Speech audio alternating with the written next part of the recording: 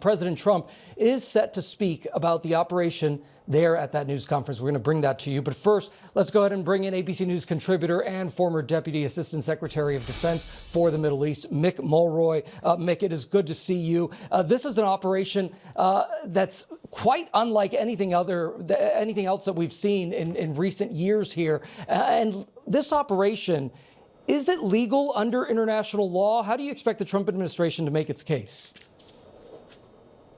So that is a really good question, and I think it's one that will be asked over and over again. Under U.S. law, of course, there was no authorization by Congress, which is called for when you do an act of war. And certainly attacking ground targets and capturing the president of a country could be considered an act of war. Under international law, they would look at the UN Charter, whether there was an imminent threat. Most people, I think, would say there wasn't a direct imminent threat, but I think the White House would disagree. Where the White House is going to hang their legal hat, I believe, is that he was indicted for terrorism and drug trafficking. And he has been indicted since 2020, and very similar to the operation that the U.S. did in Panama back in the 1990s to capture Noriega.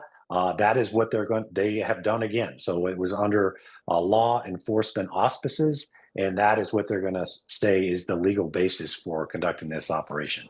Mick, two people familiar with the operation tell us that this was carried out by the Army's Delta forces. What can you tell us about them? So inside JSOC, the Joint Special Operations Command, there are several components, but the main assault forces are Delta Force and SEAL Team 6. So very exceptionally trained units in special operations, and of course they have been sharpened over the last 20 years of combat in the global war on terrorism. And Delta Force is exceptional, and they proved it again during this operation. They also, of course, conducted the operation to kill Baghdadi. So they have a lot of experience and a lot of really professionalism that really showed here tonight in carrying out this operation. So the Trump administration claims that illegal drugs have been flowing from Venezuela to the U.S. So could this operation and Maduro's capture have an impact on that, the drug flow? It's a good question, Gio, and it really is going to be, we've decapitated, if you will, the regime, but the regime's still there. So the question is, what's the end game? Are we going to then push to have the opposition stand up and be able to challenge the regime for power, or is there be some kind of negotiated diplomatic way ahead where there's agreement on new elections?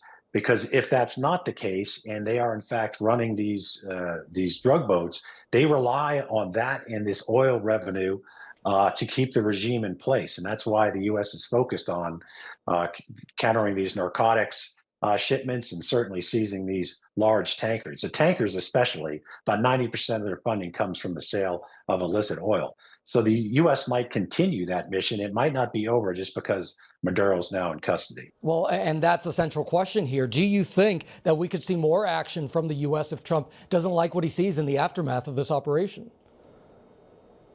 I think so. I think they'll try to do at least some kind of clandestine diplomacy with the remainder of the regime, so the vice president, the minister of defense, et cetera, to see how they can transition this to essentially an opportunity, an interim government for an opportunity for an election, and hopefully somebody like Maria Machado, the Nobel Peace Prize recipient, being elected, somebody much more friendly to the U.S. government and a lot less friendly to China, Russia, and Iran, which is essentially had a home in Maduro's Venezuela. But that's to be seen, and I think that's going to be a lot of the questions today at the press conference. Mick Mulroy, always appreciate your insight, especially on this morning of big breaking news. We appreciate you. Thank you for being here.